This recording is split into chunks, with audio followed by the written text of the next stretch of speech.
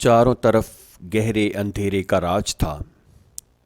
خوشی کی ملکہ خوشبودار گھاس کے پروں پر تخت سجائے بیٹھی تھی۔ دور دور تک بکھرے درباری آسمان کی طرف دیکھ رہے تھے۔ تخت کے دائیں طرف ملکہ کا نائب سرخ گلاب، جبکہ بائیں طرف عقل و دانش کے شہزادے سر جوڑے بیٹھے تھے۔ سبھی کو کسی کا انتظار تھا۔ گہری خاموشی نے ہر چیز کو اپنی گرفت میں لے رکھا تھا۔ آہستہ آہستہ بادلوں میں چھپی سفید ٹھنڈک نے بھی دربار میں پناہ لے لی۔ ملکہ نے چونکتے ہوئے اس کی طرف دیکھا۔ سرخ گلاب پر ایک لمحے کے لیے کپ کپی طاری ہو گئی۔ ستاروں کی 101ویں پشت کا سربراہ جگنو بے چینی سے ادھر ادھر چکرانے لگا۔ اس کی نظریں بار بار آسمان کی طرف اٹھ جاتیں۔ گہری تاریکی میں بھی وہ دیکھ رہا تھا کہ کوئی غیر معمولی بات ہونے والی ہے۔ چکراتے چکراتے وہ کچھ دیر آرام کرنے کے لیے سرخ گلاب کی گود میں لیٹ گیا۔ دور، بہت ہی دور، بل کھاتی پگڈنڈیوں اور سنہرے کھیتوں میں رقص کرتی ہوا سے بھی دور، آسمانوں کو چھوتی سفید چوٹیوں پر محبت کا تاج سجائے برف کی دوشیزہ سے بھی دور، ہرے برے جنگل میں ایک درخت کی شاخ پر بیٹھی خوشی کے ترانے گاتی ست رنگی بلبل سے بھی دور، ٹھنڈے نیلے پانیوں کی تہوں میں تیرتی مچھلیوں اور سورج کی کرنوں سے لپٹنے والے پرندوں کی ٹولیوں سے بھی دور۔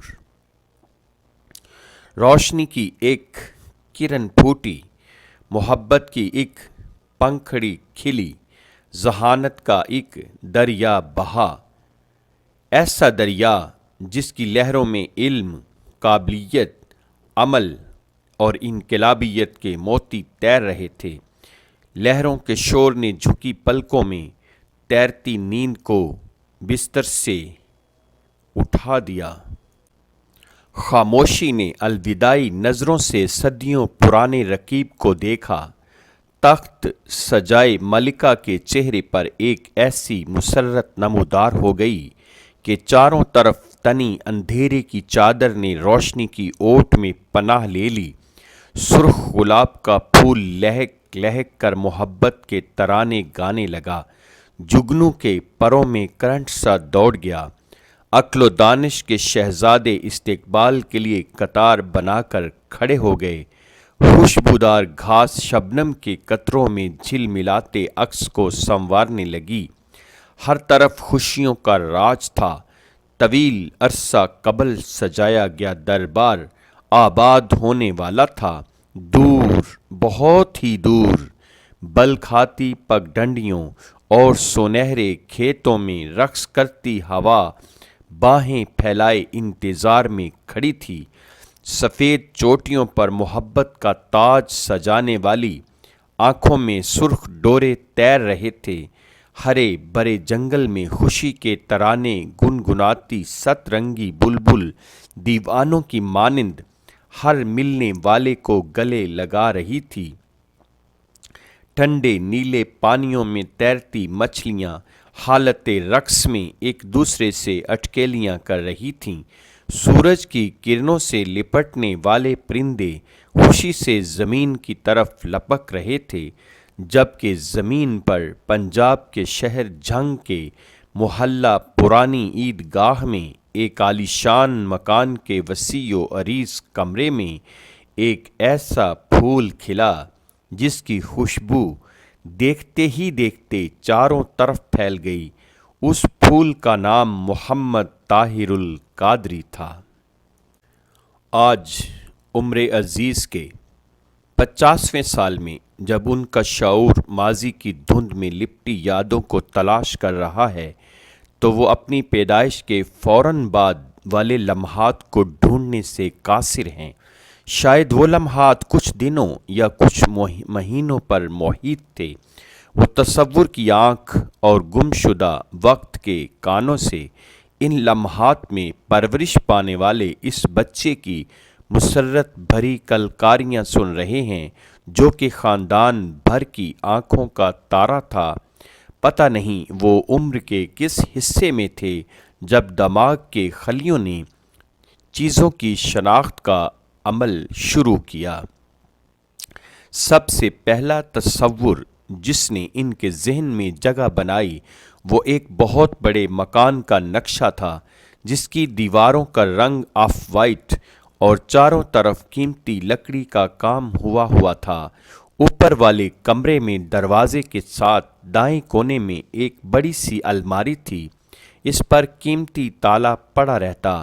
وہ اکثر اوقات بھاگتے بھاگتے سیڑھیاں چڑھ کر اس کمرے میں چلے جاتے اور ٹک ٹکی باندھے رنگ برنگی کتابوں کو تکتے رہتے۔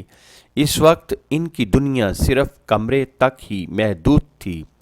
کئی دفعہ ایسا ہوتا کہ والدہ انہیں اکیلا چھوڑ کر کسی کام سے باہر چلی جاتیں۔ ان لمحات میں وہ پھرتی کے ساتھ کمرے کے اندر چاروں کونوں میں جا کر تھوڑی تھوڑی دیر تک بیٹھتے۔ جو ہی والدہ کمرے میں دوبارہ داخل ہوتیں کسی کونے میں چھپ جاتے۔ وہ ان کی اس عادت سے بخوبی آگاہ تھیں۔ فوراً چاروں طرف نظریں دوڑاتیں، تیر کی مانند ان کی طرف لپکتیں۔ وہ انہیں اپنی طرف بڑھتے دیکھ کر چھوٹے چھوٹے ہاتھ زمین پر مارنے لگتے۔ وہ ان کا غصہ کرنے کا انداز تھا۔ والدہ خورشید بیگم دنیا کی ان عظیم ماؤں میں سے تھیں جن کی زندگی کا واحد مقصد شوہر کی خدمت اور اولاد کی بہتر پرورش کرنا تھا۔ ماں ایک 3 حرفی لفظ اپنے اندر پوری کائنات کی رہنائیوں کو سمیٹے ہوئے ہے۔ ان کی نظر ماں ایک ایسی ہستی ہے جس کی خاطر دنیا کا بڑے سے بڑا خزانہ ٹھکرایا جا سکتا ہے۔ چشمے سرد پانی اگلنا بند کر سکتے ہیں، ماں کی محبت کے بہتے دھارے بند نہیں ہو سکتے۔ آگ اپنی خوفناک تپش ختم کر سکتی ہے، ماں کی محبت کی تپش ختم نہیں ہو سکتی۔ بلند و بالا پہاڑوں پر برف گرنا بند ہو سکتی ہے، ماں کی دعاؤں کی برسات ختم نہیں ہو سکتی۔